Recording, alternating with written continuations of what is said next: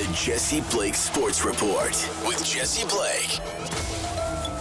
Kaapo Kakko's tenure in New York has come to an end. General manager Chris Drury sent the second overall pick from the 2019 draft to the Seattle Kraken in exchange for a third-round pick in this upcoming draft, a sixth-round pick in this upcoming draft, and Will Borgen, defenseman, right-handed shooting defenseman. That is the trade that the New York Rangers made today. And we break down the details of the trade. We'll talk about, like, okay, this is what it means for the Rangers. This is what it means for the Kraken. These is the pieces going blah, blah, blah, blah.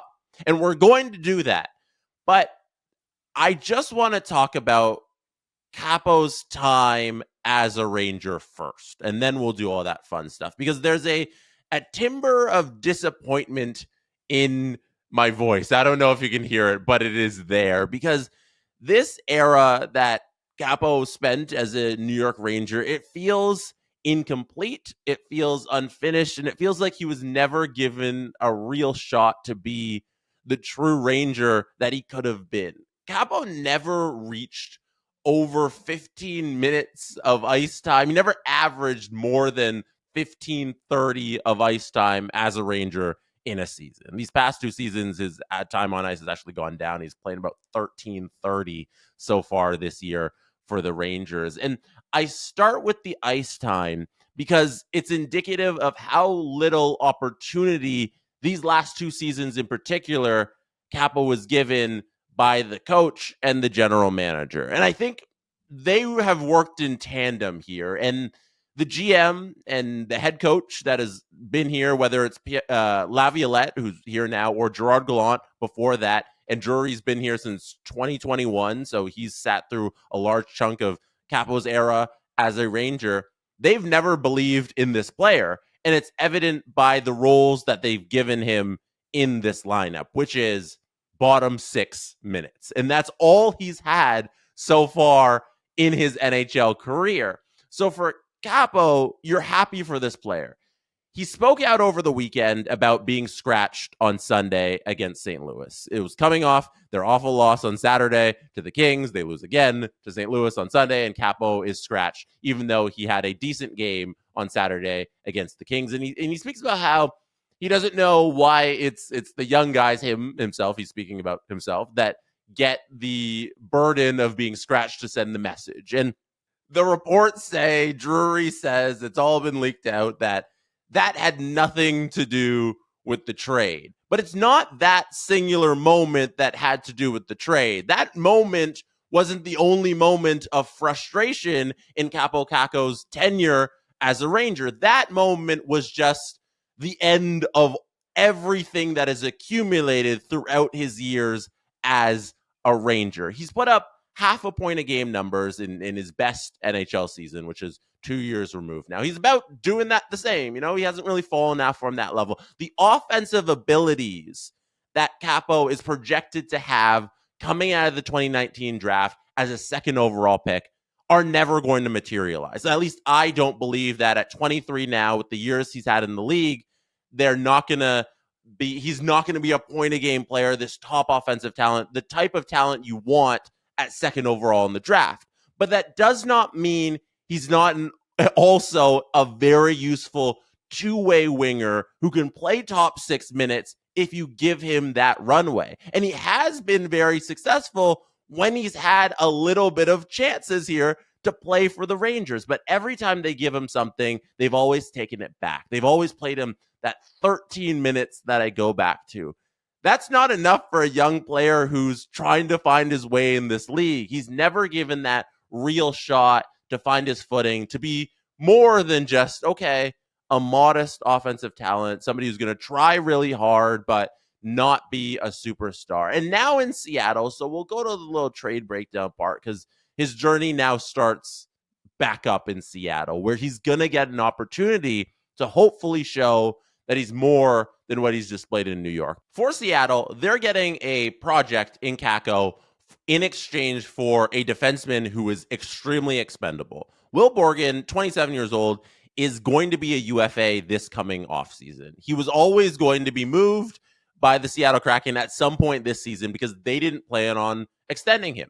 They sign Brandon Montour this offseason. They already have Adam Larson. There was no room for Borgen to play in the top 4 of their defense pairing, and especially because last season Borgen spent so much time with Jamie Alexiak, and he had a really good season there with Alexiak, and he got kicked off that pairing, and now he's just kind of playing these low pairing minutes, and it's a waste of him if you're trying to showcase him to trade him at the deadline, and you don't need him. So why not, for Seattle, use draft capital that you've accumulated that's expendable to you, that you're like, okay, we'll sell off a third and a sixth this upcoming draft. We have a decent amount of picks. We can do that. That's fine with us. Plus, as defensemen who we're not going to extend, who we're not going to keep around for this project in Kakko, because that's what Kakko is at the end of the day, still at this stage of his career. I know that second overall pick is going to stick with him forever, and if he doesn't achieve some level in all our minds that we think a second round pick should be, which I don't think he's ever going to achieve, a lot of people are always going to look at him as a failure or a bust. But there's still potential in there to be a very successful top 6 NHL forward. And I think right now, to reevaluate your expectations for Kakko is the right way to go about things. It's no longer about being a superstar for him. It's about, okay, we know what he can do when he's given a little bit of minutes, which he wasn't being given in New York. Now, if we give him some more time, great line mates, a little more leeway to maybe show off offensive abilities, we know his 200-foot game's going to be there.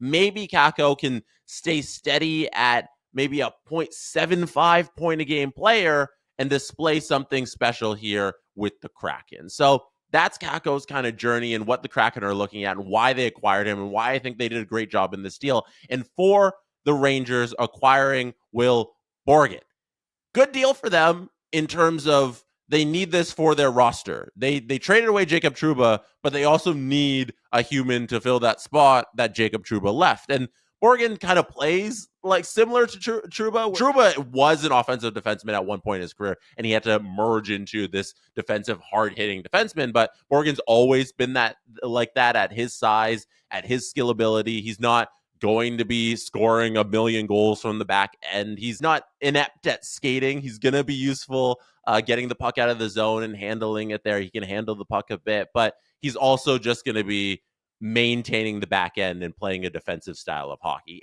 Plus, he's right-handed, and that's where they need the help on the defensive side for the New York Rangers, on that right side. Keandre Miller looks like he's also going to be out for a little bit more time here, so they're going to need a body, and they've jumped the queue for the trade deadline to make this deal. They're going to have this player for a couple months before the deadline to hopefully get him acclimatized to the organization and to the team and get him playing well with the Rangers, hopefully as they try and make a playoff push. And it's enough time where if things continue to be awful in New York, which is entirely a possibility, they could always flip Borgen again at the trade deadline, do what Seattle was going to do a couple months from now. But overall grade of the trade for the New York Rangers, I don't know how, as a New York Ranger fan, you can't be entirely disappointed with how this thing unfolded.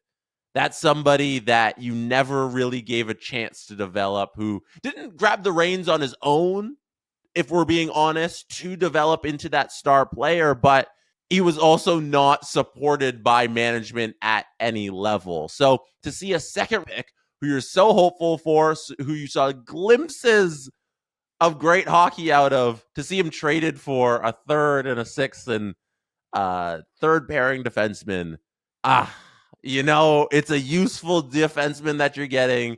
It's going to be good to have those draft picks, but that's somebody you wished would have been a Ranger for a long, long time. So disappointing trade, I think, from the Rangers side of things in terms of the overall picture on what Kaapo Kakko could have been. So, very important note before I go. The NHL has a roster freeze coming on Thursday night at 11:59 p.m. After that time, NHL teams will not be allowed to make transactions until after Christmas. There's a roster freeze, so we won't get any trades in between that period. So if NHL teams want to make a move right now, they got to do it within the next 24 hours. We already saw 3 trades in the National Hockey League on Wednesday night. This Rangers one. Pittsburgh made a deal with the St. Louis Blues to get Pierre-Olivier Joseph back.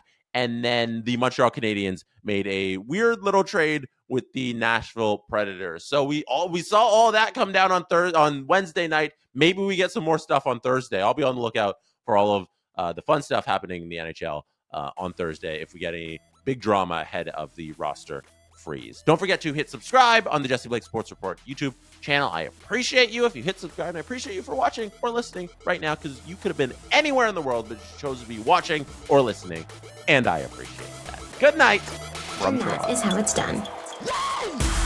The Jesse Blake Sports Report with Jesse Blake. Jesse Blake, the guy that likes to hear his name twice in one sentence. Sure, I know him. No, he doesn't have an ego at all.